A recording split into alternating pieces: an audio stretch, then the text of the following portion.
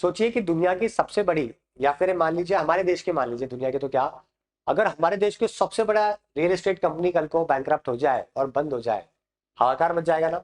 उसके कितने सारे प्रोजेक्ट चल रहे होंगे, कितने लोगों ने घर बनाने के लिए पैसा दिया होगा, कितने लोगों का डूब गया होगा।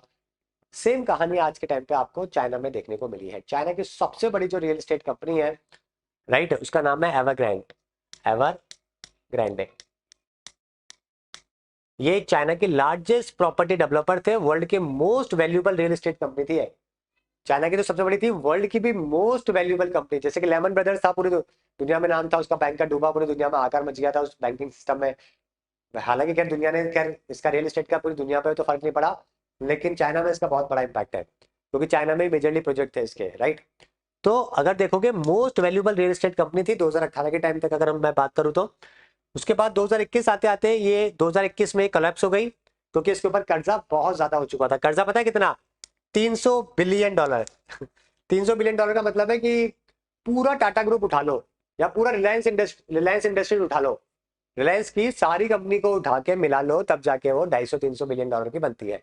उतना तो उसके ऊपर कर्जा था सर, राइट। उस कर्जे में डूब गए। 1300 ऐसे प्रोजेक्ट चल रहे थे, 1300 प्रोजेक्ट, सोचिए रियल एस्टेट के। आदमी एक बिल्डिंग बनाता है, उसमें उसके जिंदगी के 5 साल चले जाते हैं। 1300 इनकम्प्लीट प्रोजेक्ट है जो कि चाइना के अंदर रह गए। चाइना के अंदर अब इसका कारण क्या रहा? कारण ये रहा कि एक तो यहाँ पे चाइना में पॉलिसी है जिसको बोलते हैं 3 red line policy. 3 red line policy में से क्या होता है कि जो ये डेवलपर है ना, उनकी बोरिंग कैपेसिटी मैक्सिमम लिमिट पर पहुंच जाती है। तो चाइना बहुत फेवर करता है बिजनेसेस को, वहां के बहुत मदद करने की कोशिश करता है। तो 3 डॉट लाइन में क्या होता है कि पहले तो वो उसको कैश देगा पैसा, फिर उसको लोन देगा, फिर उसको इक्विटी के तौर पे कन्वर्ट करेगा। तो तीनों चारों तरीके से वो आपको हेल्प करता है। जब तीनों लाइनें क्रॉस हो जाती है, 3 रेड लाइन, तब फिर वो बोलता है भैया अब आप अपने, आप हमारे, क्योंकि उसने सब कुछ कर लिया है। तो ये लाइन क्रॉस हो चुकी थी इस कंपनी की। हाउसिंग की डिमांड कम हो गई है वहां पे, क्योंकि एजिंग पॉपुलेशन बहुत ज्यादा है और शहर ऑलरेडी बहुत ज्यादा बच चुके हैं। इसके अलावा ये लोग क्या करते थे कि घर बनाने से पहले ही पैसे ले लिया करते थे, प्री सेल। हमारे यहाँ पर भी ये होता है। बिल्डर क्या करता है कि आपसे पहले आपको दिखाएगा कि मेरा ऐसा फ्लैट बनेंगे, आपसे 10% ले लेगा आपसे। वो 10% से वो ये बनाएगा 10%, फिर बोलेगा 40% पैसा देने का टाइम आ गया, आपसे लेगा, फिर ये 40% बिल्डिंग बनाएगा।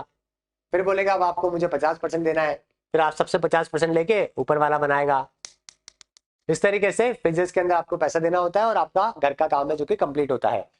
अब इससे प्रॉब्लम क्या होती है कि अगर बीच में कोई क्राइसिस आ गए, लोगों के पैसा नहीं देने को, तो वो बिल्डिंग में ही बीच में रुक जाती है। खुद का पैसा नहीं है लगाने को, लोगों से ले लेके बनाना है। तो प्री सेल्स मॉडल की वजह से कंस्ट्रक्शन रुक गए,